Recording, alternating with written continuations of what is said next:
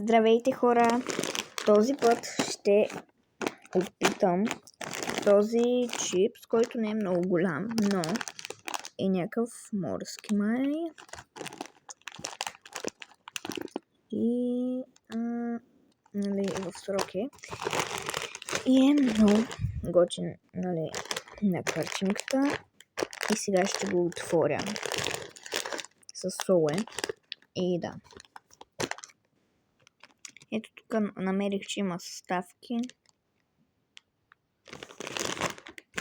Отвори го. Мирише малко без сол, ама сега ще го опитам. Взема едно парченце.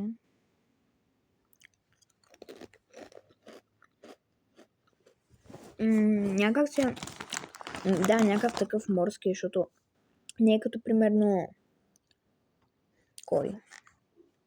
чилто, дето има много сол и да.